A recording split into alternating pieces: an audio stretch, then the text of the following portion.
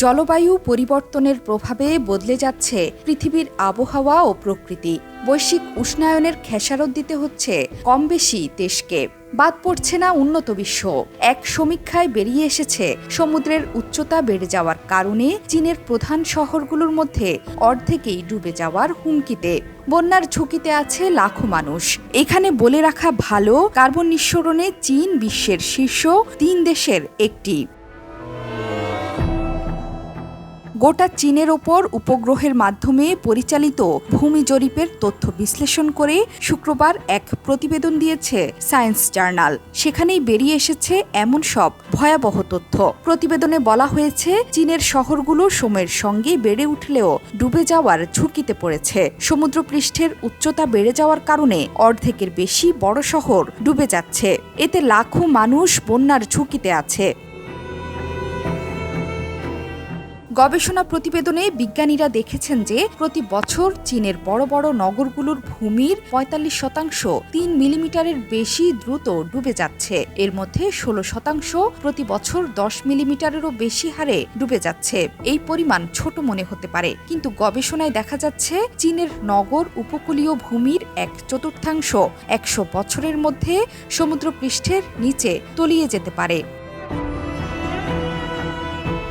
গবেষণাপত্রটি পর্যালোচনাকারী জলবায়ু বিজ্ঞানী ও পূর্ব অ্যাঙ্গোলিয়া বিশ্ববিদ্যালয়ের সিভিল ইঞ্জিনিয়ার রবার্ট নিকোলস বলেন, শুধুমাত্র সমুদ্রপৃষ্ঠের উচ্চতা বেড়ে যাওয়ার কারণেই নয়, আধুনিক নগরায়নের প্রভাবে এটি ঘটছে। এটি একটি জাতীয় সমস্যা।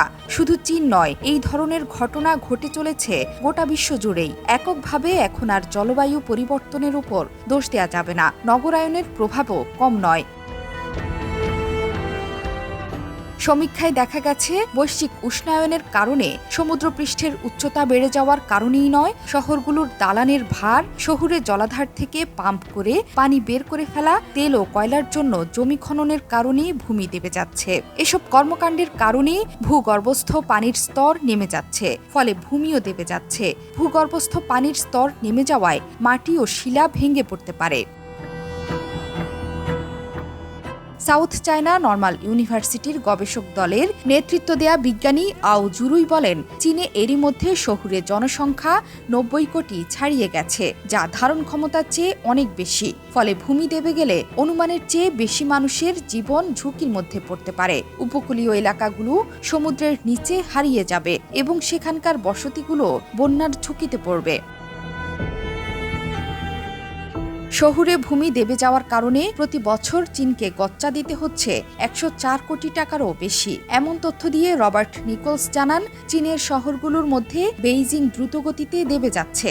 এরপরই রয়েছে তিয়ানজিন শহর। এই শহরে ১৫ লাখ মানুষ রয়েছে। গত বছর তিয়ানজিনে বড় ধরনের ভূমিধসের পর প্রায় ৩,০০০ বাসিন্দাকে সরিয়ে নিতে হয়েছিল। এই শহরটির ভূমিও দ্রুত দেবে যাচ্ছে। চীনের অনেক পুরনো কয়লা এলাকা রয়েছে। খনি থেকে অতিরিক্ত কয়লা উত্তোলনের কারণে এসব এলাকা প্রায় দেবে গিয়ে ভূমিধসের সৃষ্টি করে। ভূমিধস ঠেকাতে মাটির ভেতরে কংক্রিটের পিলারও বসাতে হচ্ছে। কয়লা এলাকায় দুর্ঘটনায় প্রতি বছরই মানুষের মৃত্যু হচ্ছে। আবার এই কয়লা শিল্প ব্যবহারের কারণে বায়ুমণ্ডলে কার্বন নিঃসরণ করছে, যাকে বৈশ্বিক উষ্ণায়নের সবচেয়ে বড় প্রভাবক হিসেবে দেখা হচ্ছে। এমন ধরনের সমস্যা চীন ছাড়াও বহু দেশেই আছে। দ্রুতগতিতে শিল্পায়নের পথে এগিয়ে যাওয়া সব দেশেই আবহাওয়া, মাটি ও পানি নিয়ে ঝুঁকিতে আছে। ফেব্রুয়ারিতে প্রকাশিত এক আলাদা সমীক্ষায় বলা হয়েছে, বিশ্বজুড়ে প্রায় ৬৩ লাখ বর্গ কিলোমিটার ভূমি ঝুঁকির মধ্যে রয়েছে।